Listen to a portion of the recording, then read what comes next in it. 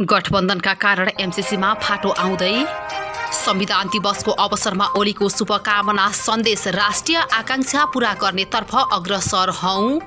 संविधान दिवसको दिन 903 जना विभूषित। पदक पाउनेमा अधिकांश सत्तारूढ दल निकट। दलहरूलाई राष्ट्रिय राजनीतिको मूल प्रवाहमा सामेल हुन राष्ट्रपति भण्डारीको आह्वान। सत्ता स्वार्थले धर्मरायको संविधानको भविष्य। संविधानको सफल कार्यान्वयन गर्न सरकार प्रयत्नशील छ भन्दै प्रधानमन्त्री देउवा। लन्डनमा एनआरएन तेस्रो विश्व नेपाली स्वास्थ्य सम्मेलन सुरु। कोरोनाको कारण स्थगित भएको आइपिएल आजबाट फेरि सुरु। विभूषण पाउनेमा कृष्ण प्रसाद भट्टराईदेखि प्रधान न्यायाधीश सोलेन्द्र शमशेर जबराजसम्म। त्रिदेशीय श्रृङ्खलाको अन्तिम खेल नेपालले ओमनसँग खेल्दै। बेलायतमा गोर्खा सैनिक कुलवीर थापाको शालिग निर्माण। माओवादी कर्मचारी संगठनको असन्तुष्ट हिस्सा एमालेमा। अब हेर्नुहोस् पुरा समाचार। आदरणीय दर्शकबिन नमस्कार। तपाईँ यति बेला हेर्दै हुनुहुन्छ सुनौलो नेपाल युट्युब च्यानल। सदाका दिन जस्तै आज पनि देश तथा विदेशका ठूला अनि अति नै महत्त्वपूर्ण खबर लिएर उपस्थित भइसकेका छौँ। दर्शकबिन खबरहरू निकै नै महत्त्वपूर्ण रहेका छन्, त्यसैले यो भिडियोलाई अन्तिमसम्म हेरेर हामीलाई साथ दिनुहोला। यदि च्यानलमा तपाईँ नयाँ हुनुहुन्छ भने हाम्रो च्यानललाई सब्स्क्राइब गरी नजिकै रहेको बेल आइकन दबाएर हामीसँग निरन्तर रूपमा जोडिनुहोला। नेकपा माओवादी केन्द्रका अध्यक्ष पुष्पकमल दाहाल प्रचण्डले अमेरिकी सहयोगको परियोजना मिलेनियम च्यालेन्ज कर्पोरेसन एमसीसीका कारण सत्ता गठबन्धनको कुनै फाटो नआउने बताउनु भएको छ। अध्यक्ष प्रचण्डले आफूहरूका लागि एमसीसी भन्दा प्यारो गठबन्धन रहेको तर्क राख्नुभयो। अध्यक्ष प्रचण्डले संशोधन गरेपछि मात्र एमसीसी पारित हुनुपर्ने जोडमा दिनुभयो।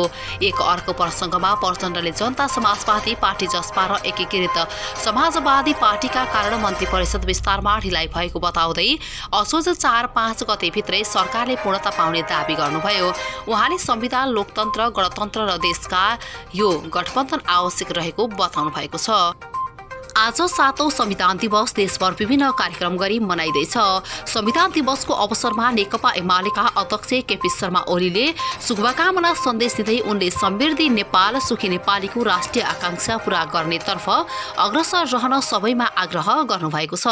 ओलीले संविधानले सार्वभौम सत्ता सम्पन्न तुल्याएका जनता नै जनार्जन भएकाले एमालेको निष्ठाको सार नै जनतालाई जनार्जन बनाउने संकल्प रहेको बताएका छन्। सन्देशमा उनले संविधान मुलुकको राजनीतिक परिमाणी व्यवस्थित गर्न दस्तावेज मात्र नभई लोकतन्त्रप्रति निष्ठा र विश्वासलाई संविधानले आत्मसात गरेको बताएका छन्।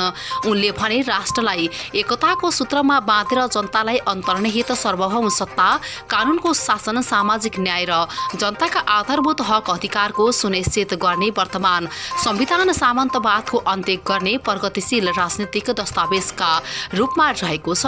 उनले संविधान जारी भएपछिको आम निर्वाचनद्वारा सरकारको नेतृत्व गर्ने जनादेश एमालेलाई प्राप्त गरेको उल्लेख गर्दै उनले भने पार्टीका नीति र कार्यक्रममा आधारित घोषणापत्रमा उल्लेखित र निर्वाचनमा जनता सामु गरिएका प्रतिबद्धता पूरा गर्न हाम्रो परिकल्पनालाई समृद्धि नेपाल, सुखी नेपालीको रूपमा शत्रुबद्ध गरी त्यसलाई परिपूर्ण लोकतन्त्रका रूपमा व्याख्या गर्नेछौँ। राष्ट्रपति विद्यादेवी भण्डारीले संविधान दिवसका अवसरमा 903 जनालाई विभिन्न विभूषण, अलङ्कार र पदक प्रदान गरेकी छन्।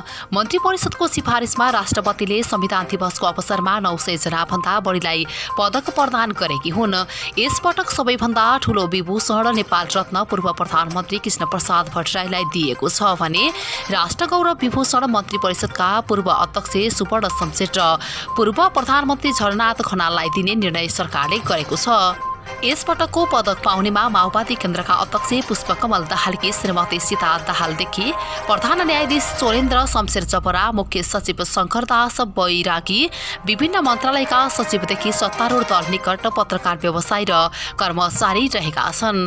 राष्ट्रपति विद्यादेवी भण्डारीले दलहरूलाई राष्ट्रिय राजनीतिको मूल प्रवाहमा सामेल हुन आग्रह गरेकी छन्।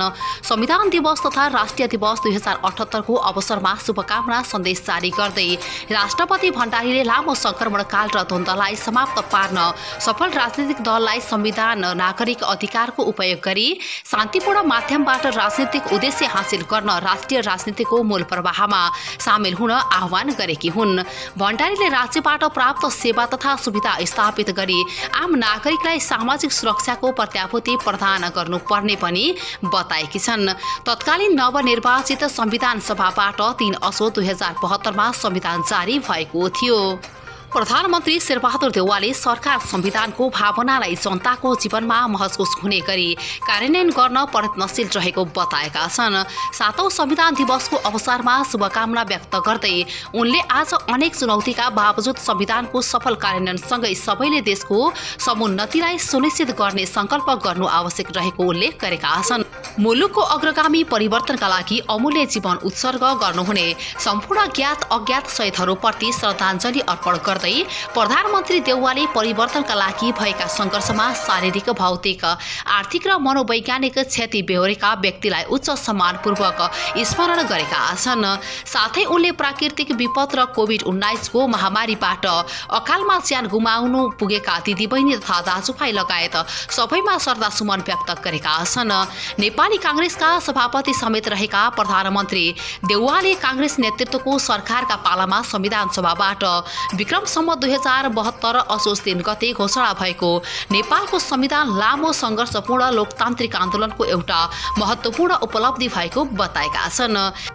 बेलायत स्थित अन्डर सटको प्रिन्सेस गार्डनमा प्रथम भिक्टोरिया क्रस विजेता गोर्खा सैनिक कुलवीर थापाको शालिग निर्माण कार्य अन्तिम चरणमा पुगेको छ।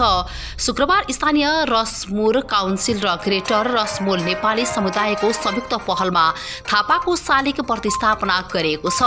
उक्त अवसरमा बेलायती रक्षा राज्य मन्त्री लियो डोर्चर्टीको पनि उपस्थित रहेको थियो। उनले गोर्खा मेमोरियल प्रोजेक्टका सदस्यका साथै मूर्तिकार एम गुडम्यानलाई भेटेर जानकारी लिएका थिए। डोर्चर्टीले सामाजिक सञ्जाल मार्फत भिसी कुलवीर थापाको शालिग निर्माण गोर्खा टेग र ब्रिटिस सेना बीचको लामो समयदेखि ऐतिहासिक सम्बन्धको प्रतीक भएको धारणा व्यक्त गरेका छन्। बेलायतको राजधानी लन्डन स्थित नेपाली दूतावासमा शनिबार तेस्रो विश्व नेपाली स्वास्थ्य सम्मेलन सुरु भएको छ। बेलायतका लागि नेपाली राजदूत लोकदर्शन रेग्मी तथा स्वास्थ्य राज्य मन्त्री उमेश श्रेष्ठले नेपालबाट संयुक्त रूपमा उक्त 3 दिने सम्मेलनको उद्घाटन गरेका थिए। कार्यक्रमलाई सम्बोधन गर्दै राज्य मन्त्री श्रेष्ठले कोरोना महामारीको सुरुदेखि नै नेपाल र नेपालीलाई सघाएकोमा गैर आवासीय नेपाली संघ तथा संसारभर रहेका नेपाली चिकित्सा कर्मीहरूलाई धन्यवाद दिएका छन्। उनले नेपाल सरकारले जोखिममा रहेका सबै जनतालाई खोप पुर्याउने कामलाई सर्वोच्च प्राथमिकता दिएको जानकारी दिए। सम्मेलनलाई सम्बोधन गर्दै गैर आवासीय नेपाली संघका महासचिव डाक्टर हेमराज शर्माले विदेशमा रहेका नेपालीहरूलाई प्रशस्त सम्भावना रहेको बताउँदै गैर आवासीय नेपाली संघको अभियानमा जोडिएर सक्रिय हुन आग्रह गरे। शर्माले संघ कोरोना महामारीमा विदेशमा अल्पत्र परेका नेपालीहरूको उद्धारमा खटिएको बताए। एनआरएन स्वास्थ्य समितिका अध्यक्ष डाक्टर सञ्जीव सापकोटाले यो सम्मेलन नेपाल बाहिर आयोजना गरिएको स्वास्थ्य सम्बन्धी सबैभन्दा ठूलो फोरम भएको बताए। उनले सम्मेलनमा नेपाल र नेपाल बाहिर बस्ने आम नेपालीहरूको स्वास्थ्यका बारेमा छलफल हुने जानकारी दिए। महामारीको बेलामा नेपालीहरूको स्वास्थ्य कसरी राम्रो बनाउन सकिन्छ भन्नेमा 3 दिने सम्मेलन केन्द्रित रहने बताएका छन्। उनका अनुसार सम्मेलनमा 30 भन्दा बढी वैज्ञानिकको कार्यपत्र प्रस्तुत हुने तथा 50 भन्दा बढी कार्यशाला सञ्चालन गरी समूहगत छलफल हुने जानकारी दिएका छन्। कोरोना महामारीको कारण स्थगित भएको 14औं संस्करणको इन्डियन प्रिमियर लिग आइपिएल आज आइतबारबाट पुनः सुचारू हुँदैछ। गत अप्रिल 9 देखि मे 2 सम्म भारतमा खेलिएको आइपिएल 29 वटा खेल पश्चात अनिश्चितकालका लागि स्थगित गरिएको थियो। सो प्रतियोगिता आज सेप्टेम्बर 19 देखि अक्टोबर 15 सम्म युएईमा फेरि सुरु हुन भएको छ। आइपिएलको 30औं खेलमा आज 2 दावेदार टोली जेइन सुपर किलिङ र मुम्बई इन्डियन्स प्रतिस्पर्धा गर्दैछन्। यी दुई बीचको खेल दुवै अन्तर्राष्ट्रिय क्रिकेट मैदानमा नेपाली समय अनुसार साँझ 7:45 बजे सुरु हुनेछ। 14औं संस्करणको आइपिएलमा अहिले दिल्ली क्यापिटल्स अङ्क तालिकाको शीर्ष स्थानमा रहेको छ। दिल्लीको 8 खेलमा 12 अङ्क रहेको छ भने दोस्रो स्थानमा रहेको चेन्नईको 7 खेलमा 10 अङ्क रहेको छ।